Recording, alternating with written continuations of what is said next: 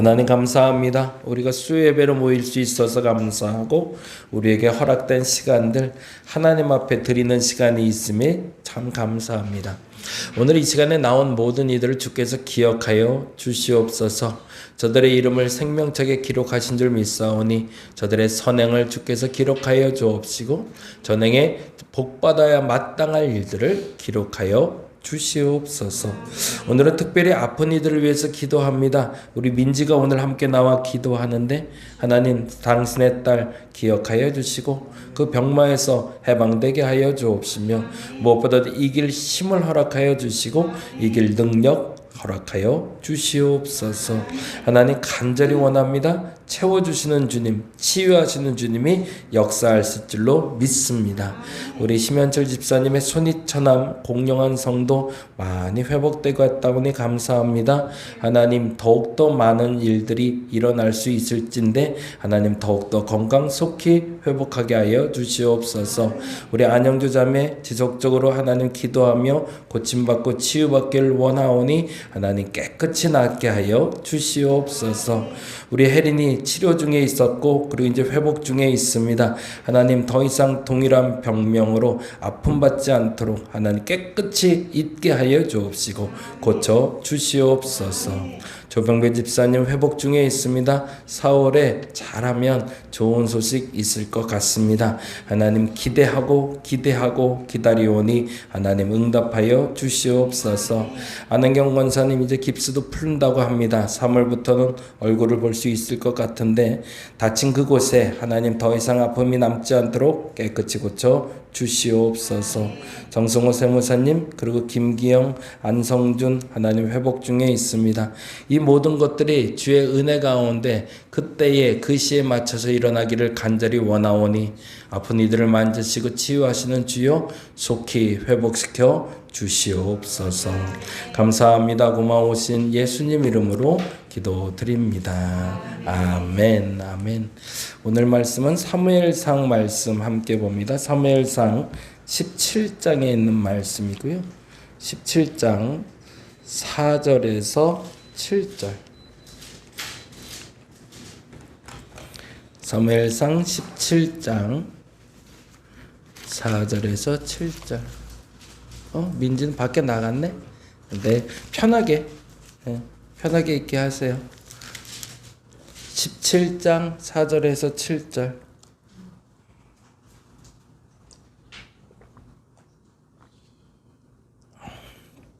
같이 한 목소리로 읽도록 합니다. 블레셋 사람들의 진영에서 싸움을 돋우는 자가 왔는데 그의 이름은 골리앗이요 가드 사람이라.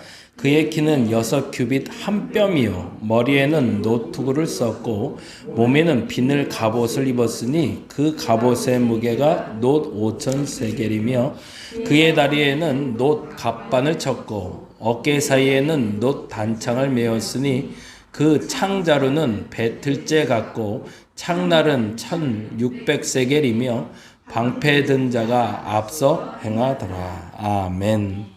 거기까지 봅니다. 오늘은 과단성이라는 조금 어려운 단어 갖고 왔는데 과감하다라는 말 많이 들어보셨죠? 과감하게 행하다. 이제 그 과감이라는 말에 대한 또 다른 단어로요. 과단성이라고 불러요. 이게 과감할 때 그 과자는 그 과감할 때는 그 결심할 과자에다가 과감할 때는 감은 감히 감자를 쓰더라고요. 그러니까 좀 극단적인 선택을 하는 걸 과감하다라는 뜻을 쓴다면 과단은 좀 신속하게 그러나 명확하게 결정하는 것을 얘기합니다. 한자 뜻으로 보면 한번 적어보죠. 과단성은 열매 과자를 써요. 열매 과자에다가 끈을 단자에 성품 성자를 씁니다. 이건 열매를 따본 분들이 알아요. 고추 따본 적 있으시죠? 고추 따다가 혼나본 적은 있으신가요? 꼭지를 잘못 따서. 고추를 딸 때 위로 이렇게 꺾어서 닦잖아요. 이렇게 따면은 꼭지가 같이 따지지 않고 그 열매만 따지잖아요. 그래서 옛날에 고추 딸 때 제가 되게 많이 혼났는데 따왔는데 꼭다리 하나도 없어 하고 상품성 하나도 없게 만들었다고. 고추 딸 때 그렇게 따야 되고, 사과를 따거나 모든 열매를 딸 때 달려있는 부분이 같이 떨어질 수 있도록 따야 되는데 그 똑 딸 때, 그래서 그거를 과단성이라고 부릅니다. 다른 뜻으로 말하면 중심 요소를 잘 파악하여 어려운 결정을 과감하게 내리는 능력. 과일을 딸 때 어느 부분을 똑 따야 되는지를 알고 따는 것처럼 그렇게 따는 것, 중심 요소를 잘 파악하여 어려운 결정을 과감하게 내리는 능력을 과단성이라고 부릅니다. 과단성 있는 인물의 예 하나 적어봤는데 누군지 한번 맞춰보세요. 조선은 건국 후에 왕권을 튼튼히 하고 나라의 터전을 닦는 데 주력하였다. 조선 왕조는 유교로서 나라를 다스리는 근본 원리로 삼았으며 왕조 초기부터 민생의 안정에 노력하였다. 과단성 있는 개혁을 실시하여 왕권을 확립했는데 사병제도를 철폐하여 병권을 국왕에 집중시켰고 전국의 인구 동태를 파악하기 위해 호패법을 실시하였고 유교에 입각한 가부장적인 가족제도를 확립하였다. 당시 다져진 정치, 경제, 군사적 안정이 바탕이 되어 세종 때에 이르러 문화가 융성하게 되었다. 누굴 얘기할까요? 이방원입니다. 태종이에요. 태종 이방원이라고 부르는 사람이죠. 근데 이 사람이 사실은 과단성 있게 행동했다고 하지만 이게 거꾸로 말하면 되게 나쁜 짓을 한 거예요. 사실은 이방원이 만든 게 사병제도였거든요. 예. 왕권 강화 전에 본인 때문에 사병제도가 만들어졌어요. 그래서 국력을 약화시키는 일을 했습니다. 그리고 자신이 왕이 된다면 사병제도를 철폐했어요. 왜 그랬을까요? 자기처럼 구테타가 못 나게 하려고. 또 하나, 전국의 인구 동태를 파악하기 호패법을 했다고 그러는데 사실은 긍정적으로 보자면 인구가 몇 명인지를 파악할 수 있는 걸 수도 있지만 거꾸로 말하자면 자기 손아귀에 쥐려는 방법이었던 거죠. 유교에 입각한 가부장적인 제도를 이때부터 만들었기 때문에 지금 우리가 알고 있는 유교의 잘못된 문화도 만들어진 게 맞습니다. 그럼에도 불구하고 중앙 집권적인 상황을 만들어낸 최초의 왕. 태조 이성계도 사실은 얼마 안 있다가 물러나거든요. 그래서 상황으로 물러나죠. 그리고 이방원 때문에 쫓겨난 거죠. 쫓겨나고 나서 태조, 그 다음에 태정, 정조죠? 정종인가? 정종은 둘째 형인데 둘째 형. 응. 밀어내요. 그렇죠. 그래서 얼마 왕도 아닌 꼭두각시 왕을 하다가 물러나고 실질적인 조선시대의 첫 번째 왕이 태종으로 보면 되겠죠. 그래서 태종 덕분에 세종 때에 이르러 정말로 부국 강병이 시작이 되고 문화가 싹트게 되는 계기가 되는 건 맞습니다. 그래서 과단성이라는 건 싹둑 잘라낼 수 있는 능력을 말하는 겁니다. 과단성과 무모함의 그러면 차이가 뭘까요? 그 차이를 잠깐 한번 볼게요. 과단성, 과감하다 하는 것과 무모한 것이 조금 비슷해요. 근데 분명히 다른 게 있습니다. 뭐가 다를까요? 과감성은 논리나 기준 등에 의해 성공 확률을 높여서 수행하는 걸 과감성, 과단성이라고 부릅니다. 그러니까 사실은 과감하게 했다, 과단하게 했다라고 했을 때 논리나 기준이 없이 하는 게 아니라는 거죠. 그럼 반면에 무모함이란 앞뒤를 깊이 헤아려 생각하지 않고 수행하는 걸 무모한 거라고 얘기합니다. 예를 들자면 이런 게 있죠. 동국제약이 2014년에 마데카솔을 주요 성분으로 한 화장품을 출시합니다. 그러니까 마데카솔, 우리가 부르는 그게 화장품이라네, 약품이 아니라. 네, 분리가. 그래서 편의점에서도 팔 수 있는 거래요. 아니면 약국에서 팔아야 된대요. 무슨 말인지 이제 설명을 해볼게요. 출시 1년 만에 100만 개 이상의 판매고를 올렸고 2016년 매출 400억을 달성합니다. 이는 동국제약 전체 매출의 13%에 해당하는 금액이었습니다. 당시 동국제약은 외적으로 건강에 대한 관심이 증가된다는 걸 알았고 의약 외품, 그냥 의약품 외품 시장이 확대된다는 시장 추세와 의약품과 달리 홈쇼핑, 면세점, 편의점 등에서 판매 채널이 다양하고 규벽, 장벽가 높지 않은 점을 검토했다고 합니다.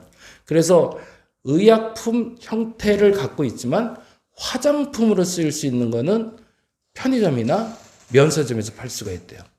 그래서 면세점이나 편의점에서 팔 수 있는 의약품을 개발해낸 거죠. 그래서 그 기술력을 가지고 그리고 또한 내적으로 오랜 연구에 축적된 기술력을 바탕으로 상품을 출시했던 거죠. 여기서 중요한 단어가 이 두 가지 단어인데요. 외부의 상황과 내부의 역량을 파악하고 선택하는 것을 과단성이라고 부르고요. 그렇지 않은 경우를 우리는 무모하다고 얘기합니다. 그러니까 외부의 상황에 대해서 리서치가 다 끝났어야 된다는 거예요. 외부는 어떤 상황이 벌어지고 있는지 다 알아야 되고 내부의 상황도 어떠한지를 분명히 읽어낼 수 있어야 비로소 뭘 할 수 있다는 거예요. 과감하게 결단할 수 있다는 얘기죠. 근데 문제는 우리가 믿음이라는 단어 때문에 혼돈이 돼요. 이제 요 얘기를 조금 이제 해야 돼요. 보세요. 과단성은 신중한 판단으로 비춰지지만 믿음의 언어로 이야기할 땐 실상 그렇지 않은 경우가 많기 때문에 그렇습니다. 그래서 우리는 믿음을 갖고 행한다라고 하면서 실수를 많이 해요. 왜냐면요. 이유는 믿음이라는 언어가 외적 상황과 내적 상황이 준비되어 있지 않음에도 불구하고 결단하는 것이라고 배워왔기 때문에 그래요. 바다 위를 걸어라. 와라. 뭐 죽은 자를 살리고 그리고 눈먼 자를 눈 뜨게 하고 이거 외적으로 보나 내적으로 보나 문제가 있는 건데 그거를 극단적인 상황에서도 해내는 것 그것을 우리는 믿음이라고 잘못 배운 거죠.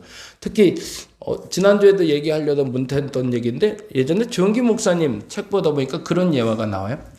기도원에서 어느 날 성도들이 기도를 막 하고 나오는 길이었는데 그 앞에 뚝이 있고 강이 있었나 봐요. 근데 때마침 홍수가 나서 범람을 했대요. 그래갖고 다리가 없어진 거예요. 그래서 다리가 없어져서 이렇게 물이 철렁철렁 하고 있고 저쪽으로 건너가야 이제 집에 갈 수 있는 거죠. 근데 이 사람들이 기도했잖아요. 밤새.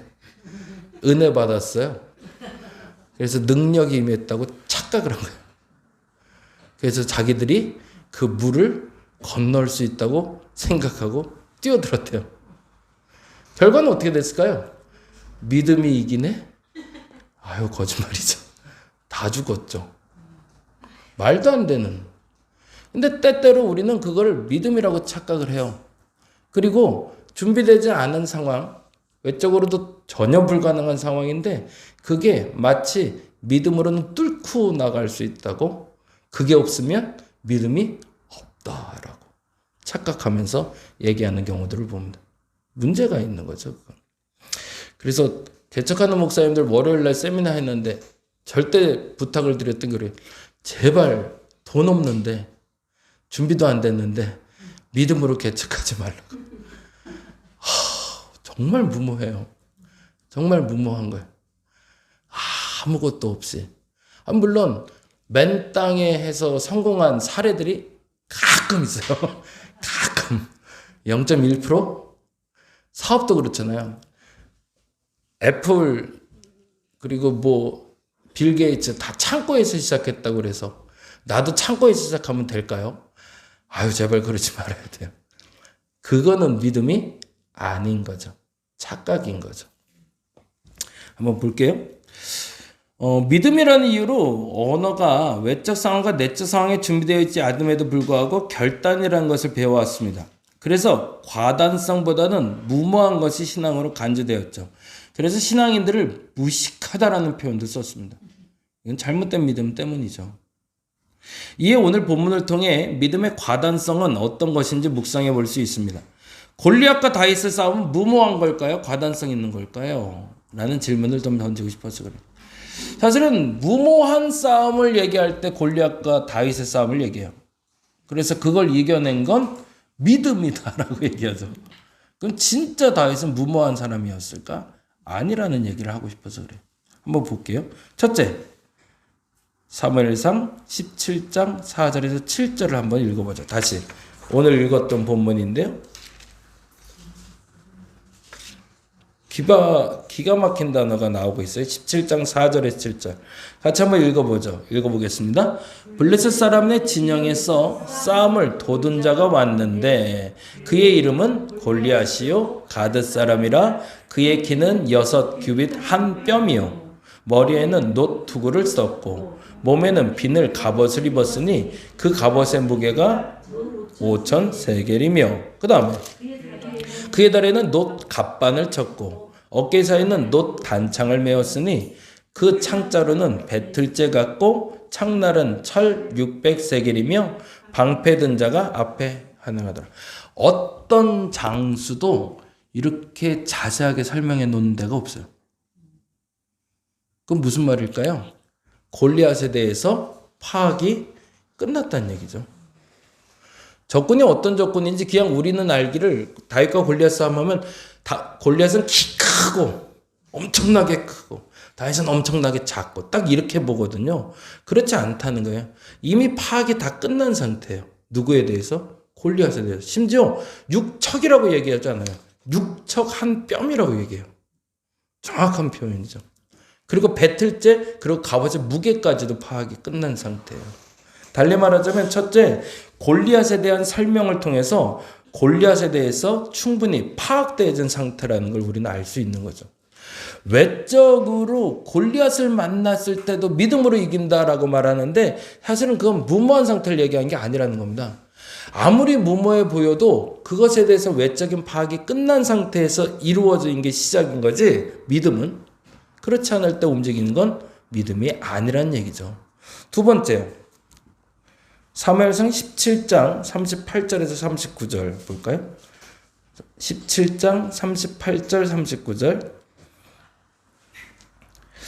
37절 보고 얘기해보죠. 37절 읽어봅니다. 또 다윗이 이르되 여호와께서 나를 사자의 발톱과 곰의 발톱에서 건져내셨은즉 나를 이 블레셋 사람의 손에서도 건져내시리이다. 사울이 다윗에게 이르되 가라 여호와께서 너와 함께 하시기를 원하노라 라고 보내면서 사울이 이렇게 합니다. 38, 39 이에 사울이 자기 군복을 다윗에게 입혀요. 그리고 노투구를 그의 머리에 씌우고요. 또 그에게 갑옷을 입힙니다. 그리고 다윗이 칼을 군복 위에 차고는 익숙하지 못함으로 라고 되어 있어요. 무슨 얘기를 하고 있죠? 두 번째 적어볼게요. 다윗은 사울을 통해 갑옷을 전달받지만 뭘 알았던 거죠? 내게 맞지 않는 걸 알았던 거예요. 어찌 보면 당대에 사실은 거추장스러웠을 거예요. 왜냐하면 사울은 당대에 키가 큰 사람이라고 돼 있어요. 귀골이 장대하고 굉장히 잘생긴 남자로 알려져 있어요. 그런데 당시의 갑옷 중에 제일 좋은 갑옷을 누가 입었을까요? 왕이겠죠. 어찌 보면 당대의 장수 중에 최고의 갑옷을 다윗에게 준 거예요. 조금 거추장스러울 수는 있어도 당시에 다윗을 가장 완벽하게 보호할 수 있는 장구였던 거죠. 근데 다윗은 알고 있어요. 아무리 좋은 것도 내게 맞지 않으면 나를 보호할 수 없다는 걸 알고 있었던 거죠. 기가 막힌 거예요. 그게 사실은 오히려 더. 세 번째로 너무 중요한 건데요. 사무엘상 17장 34절 36절 그리고 40절 봅니다. 34절 볼까요? 같이 한번 읽어봅니다. 다윗이 사울에게 말하되 주의 종이 아버지의 양을 지킬 때에 사자나 곰이 와서 양떼에서 새끼를 물어가면 내가 따라가서 그것을 치고 그 입에서 새끼를 건져내었고 그것이 일어나 내가 그 수염을 잡고 그것을 쳐 죽였나이다. 주의 종이 사자와 곰도 쳤은즉 거기까지만 보죠. 그 다음에 40절 같이 읽어봅니다. 40절 같이 읽어보겠습니다. 시작. 손에 막대기를 가지고 시내에서 매끄러운 돌 5을 골라서 자기 목자의 제구 곧 주머니에 넣고 손에 물매를 가지고 블레셋 사람에게도 나아가니라. 한번 쳐보죠. 다윗이 곰을 때려잡을 때의 기억을 전하며 이번 싸움의 승기를 잡고 있음을 말했던 거죠. 곰 한 마리 잡아봤어요 하고 곰과 사자를 잡아봤어요는 완전히 다른 얘기죠. 한 번의 경험은 우연일 수 있어요. 삼손도 사자를 찢어 죽인 적이 있어요. 우연하게 그럴 수도 있고 자기가 놀래서 그럴 수도 있고 정말 기적적으로 좋은 일이 벌어질 수도 있어요. 근데 그게 아니라 번번이 일어나는 일에서 사자나 곰을 잡아 죽였고 쫓았던 경험이 있는 다윗에게는 그 골리앗이라는 사람이 뭐로 보였던 거예요? 짐승으로 보였던 거죠. 그리고 충분히 저 정도 규모의, 저 정도 크기의 사람 아닌 짐승 정도는 내가 때려잡을 수 있는 기술과 뭐가 있었던 거예요? 경험이 있었던 거죠. 그게 내적으로 다윗에게 완벽한 준비를 갖출 수 있는 도움이 됐던 겁니다. 근데 우리는 다윗과 골리앗의 싸움을 얘기하면서 이 부분은 얘기를 하질 않아요. 그리고 다윗이 준비하는 자세가 있어요. 되게 독특하죠. 사울의 갑옷을 집어 던지고 그는 냇가에 가서 매끄러운 돌 5개를 주셨다고 그래요. 5개를 주는데 한 번에 끝내긴 했어요. 근데 몇 개를 준비한 거예요? 5개를 준비했다는 건 뭐예요? 실수할 수 있음도 자각하고 간 거죠. 그래서 최소한 5개면 충분히 맞출 수 있다고 생각한 거죠. 우리는 믿음을 가졌다고 얘기할 때 이 2가지를 분명히 잊지 말아야 된다. 첫 번째는 뭐예요? 외적으로 파악이 분명히 끝나야 돼요. 골리앗을 준비한 것처럼, 골리앗에 대해서 파악이 끝난 것처럼 그 외적인 상황에 대해서 충분히 숙지하고 있어야 됩니다. 그리고 기도하는 거예요. 내가 먼저 준비가 돼 있어야 돼요. 내가 어떻게 준비가 되어 있지 않는 한 아무것도 할 수 없어요. 이 얘기를 조금 더 할게요. 제가 월요일날 목회자 세미나를 했어요. 교회 개척 세미나였어요. 아까 말씀드린 대로 절대 돈 없으면, 사람 없으면 시작하지 말라고 얘기했어요. 근데 저도 사실은 개척할 때 사람도 없었고 돈도 없었거든요. 근데 그거는 주변에서 보기에 그랬던 거고, 시장 파악이 사실은 좀 됐던 거고요. 현실 파악이 좀 됐던 상태에서 시작을 했어요. 그리고 나서 19년까지 꽤 괜찮게 왔어요.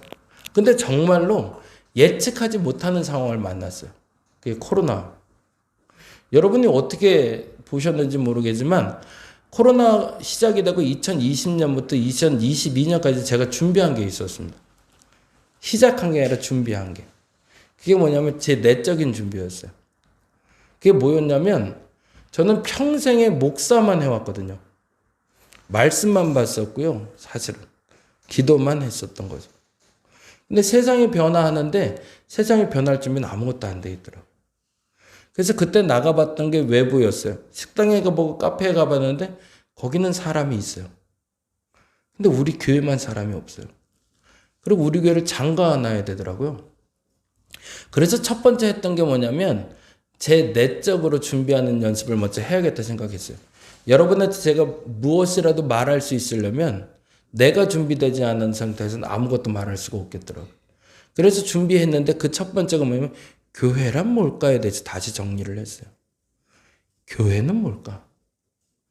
해보니까 교회론, 교회란 해서 어떤 에클레시아, 헬라어 히브리어, 그거는 그냥 학문에서 얘기하는 거고, 끄적끄적이 하는 거고. 진짜 이게 교회라면 어떻게 하는 걸까 생각했는데, 정말 크게 4가지만 있으면 되더라고요. 그게 여러분한테 그토록 강조했던 말씀, 기도, 교제, 전도 4가지였어요. 2002년 월드컵이 있을 때하고 그리고 코로나 걸려서 인터넷으로 예배 드리는 장면을 보면서 알게 됐어요. 2002년 월드컵을 볼 때와 코로나 때 TV 앞에 앉아있는 예배자의 모습이 완전히 다르더라고요. 2002년 월드컵 때는 TV 앞에 앉아있어도 옷은 똑같이 따라 입었어요. 어떤 색을 입었죠? 빨간색 옷으로 다 입었어요. 그리고 골이 들어가면요. 와, 아파트가 다 떠나갔어요. 난리가 났어요. 분명 난 TV 보고 있는데, TV를 보고 있는데 같이 기뻐하고 같이 울고 같이 난리법석을 벌였거든요. 근데 2020년에 코로나가 터졌어요. 그래서 온라인 예배가 시작이 됐어요. 그리고 TV 앞에 모여 앉았는데요. 상황이 어땠는지 기억하시나요? 분명 교회마다 그렇게 광고는 했어요. 잠옷 입고 예배드리지 마시고요. 옷 단정하게 입고요. 소파 앞에 TV 앞에 앉아서 정자세로 찬송할 때 같이 찬양하시고 기도할 때 기도하고 말씀 들으셔야 됩니다. 그리고 인터넷에 도배가 됐어요. 사진들이 올라와서 어떻게 올라왔을까요? 가장 웃긴 장면이었어요. 모두 다 TV 앞에서 양복 입고 이러고 앉아있는 모습. 뭐가 좀 다르다고 느끼지 않으셨어요, 그때? 뭐가 다른 걸까? 왜 2002년 월드컵 때는 그렇게 다 동질감을 느꼈는데 똑같이 TV 앞에 있어도 왜 우리는 온라인 예배 드리면서 그 동질감을 못 느낄까? 거기서 하나 깨달은 게 그거였어요. 말씀은 있었어요. 좋은 말씀은 계속 전달되고 있어요. 그리고 또 같이 기도도 했어요. 근데 뭐가 빠졌을까요? 교제가 없더라고요. 서로 나눔이 없어요. 그리고 또 하나. 그리고서 집으로 어떻게 전도해요? 전도가 안 돼, 전도가. 이걸 세우는 게 교회구나인 걸 알게 됐어요. 그래서 진짜 교회는, 그리고 진짜 성도는 네 가지를 하는 게 성도고 네 가지를 하는 게 교회다인 걸 알게 됐어요. 그래서 시작한 게 온라인 단톡방이었어요. 그래서 아침에 말씀 올렸던 거고요. 그리고 점심에 같이 기도했던 거고요. 그걸 가지고 저녁에 제가 5가지 감사를 올려달라고 했던 이유가 그 5가지 감사를 교제하자는 얘기였던 거예요. 제가 어떻게 사는지 여러분 다 알지 않으세요, 지금도? 그것만 계속 봤던 분들은 다 아실 거예요. 제가 진짜요, 저희 집사람한테 욕 먹어가면서 올린 것도 있어요. 이런 건 올리지 말라고. 이렇게 사적인 것까지 올려야 되냐고. 근데 이유가 있었어요. 그게 저는 교회라고 봤기 때문에. 제 소소한 감정, 제가 움직이는 걸 여러분이 알았으면 했고요. 그리고 여러분이 똑같이 저에게 그렇게 반응해 주길 원했어요. 그리고 감사하게 우리 안혜영 권사님 그거 잘해 주셨는데 그 단톡을 늘려 주셨어요. 이 사람에게 자꾸 전달해 주셔갖고 단톡방이 점점 묶여졌어요. 그게 진짜 감사한 건요. 작년에 이제 해체했는데요. 다시 한번 흩었다가 묶었는데 해체되기 전까지 100명 정도가 들어왔었어요. 꽤 괜찮은 거죠. 남들이 어떻게 봤는지 모르지만 저는 온라인에서 교회가 형성됐다고 생각했거든요. 그리고 그 교회가 형성돼서 지금 수원에서 만났던 분들이 같이 예배드리게 된 거고요.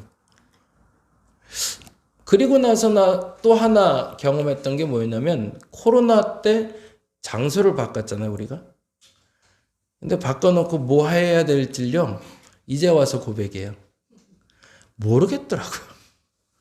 옮기자곤 했는데 옮겨는 왔는데 그 다음을 모르겠는 거예요. 뭘 해야 되지 이제? 아니 옮겼다고 해서 예배가 시작된 것도 아니고요.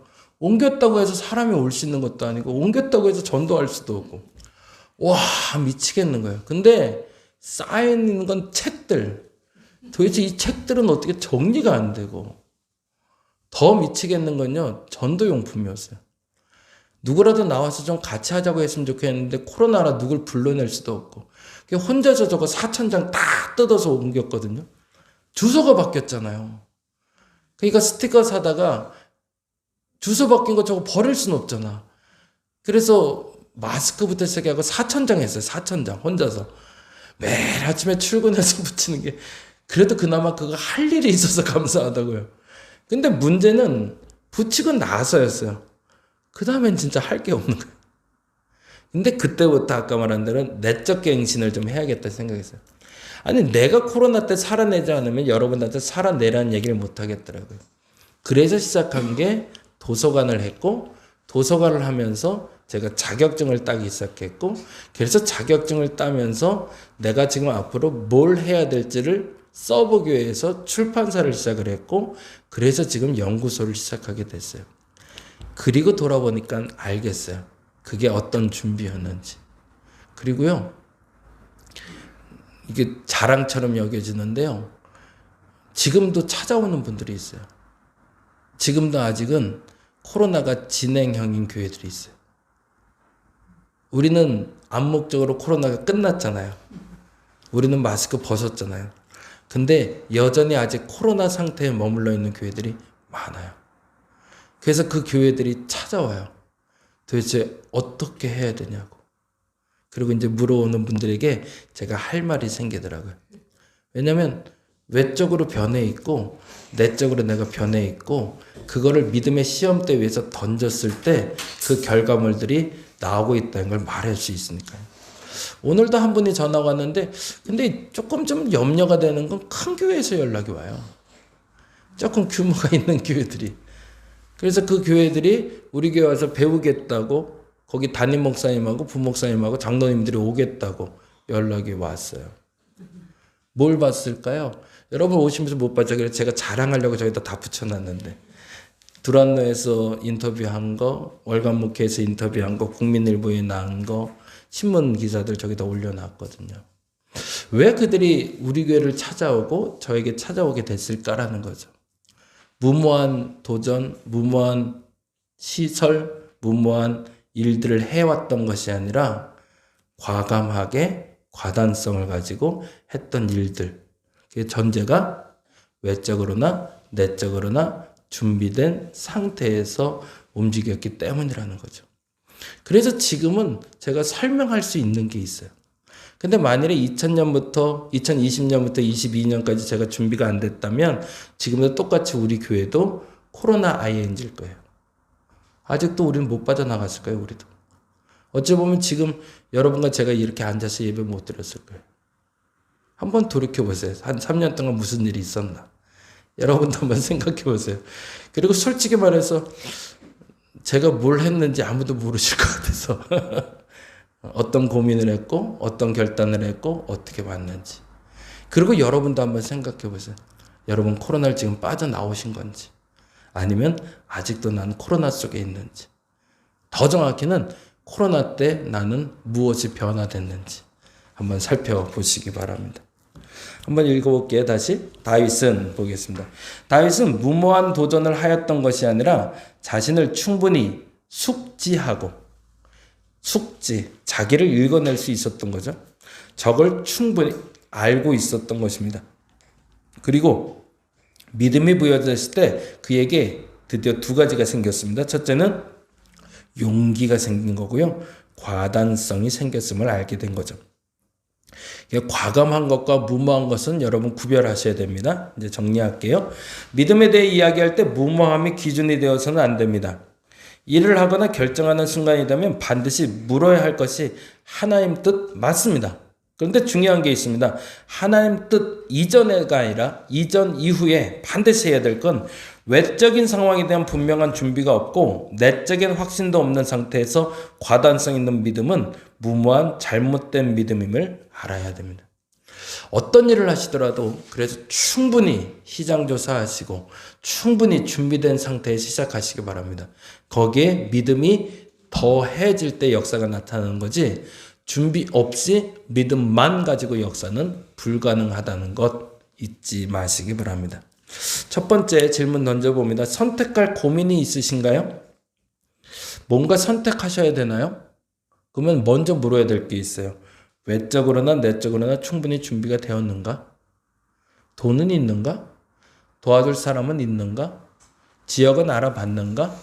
그리고 함께할 사람들이 있는가? 더 중요한 건 그래서 내게 믿음이 생겼는가?